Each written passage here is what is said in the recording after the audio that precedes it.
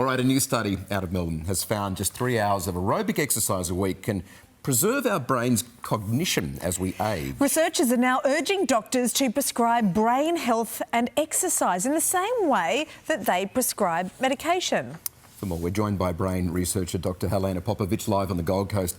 Thank you so much for joining us this morning. Pleasure. Yeah, let's start with the new research.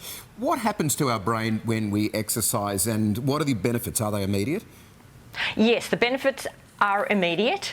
When we do any aerobic exercise, such as brisk walking, jogging, swimming, cycling, dancing, anything that gets you breathless, we produce a chemical in the brain called BDNF. It stands for brain-derived neurotrophic factor, and this stimulates the growth of new brain cells and new connections between brain cells.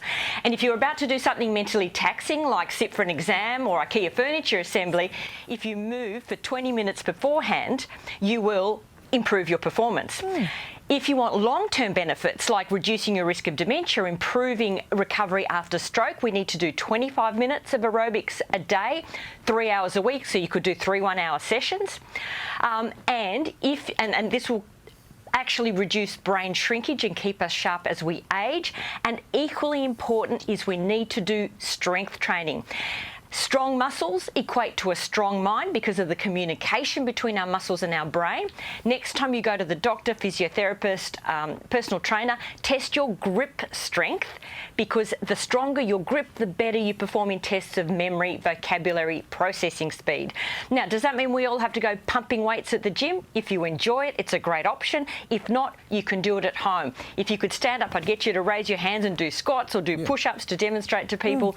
Just Google strength training using my body weight. You'll get hundreds of exercises you can do at home. You can even just get one of these little squeezy balls. This is a $6 hand grip strengthener. Yeah, right. Best piece of gym equipment. And thirdly, we also need to maintain good balance, because poor balance is associated not only with brain shrinkage and but also poor mental health like depression.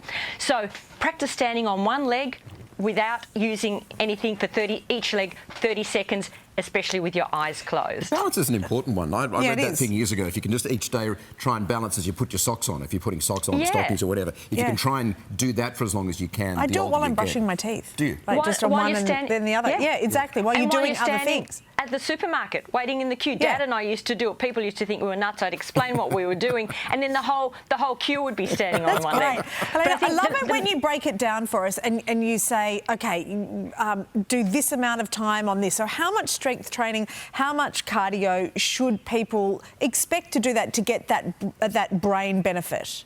Okay. 25 minutes a day or 3 hours a week of aerobics, and you need to be breathless. You can't be able to sing along to the music. You've got to push yourself a bit. Strength training, ideally 3 sessions a week. So, alternate days, half an hour to an hour, and the balance just whenever you can. But the message is any movement is medicine. Any movement is better than no movement. And people need to know that just because something doesn't come in a pill doesn't mean it isn't powerful. If we could bottle exercise, everybody would be taking it. Helena, just briefly, the adventure acronym. Explain that. It's interesting. Yes, adventure prevents dementia, and I've created an acronym, ADVENTURES, each letter of which stands for a very powerful way we can boost our brain. So A stands for anticipation and awe. Seek out experiences that take your breath away. Continue to seek meaningful goals, because if we give our brain a reason to stay sharp, it will. So that's A. D stands for diet. Just eat real whole food. Avoid junk food, fast food, processed food. Cook from scratch as much as possible, and completely avoid soft drinks, because every soft drink is a bullet to our brain. V stands for vitamins D from the sun, and B12 only from animal products. Liver, meat, caviar, seafood, eggs. So vegans need to take a supplement. E, exercise. We've talked about that. N stands for nature. Trees emit chemicals called phytoncides, which lower our blood pressure, strengthen our immune system, lower the stress hormone cortisol, and help us think more clearly.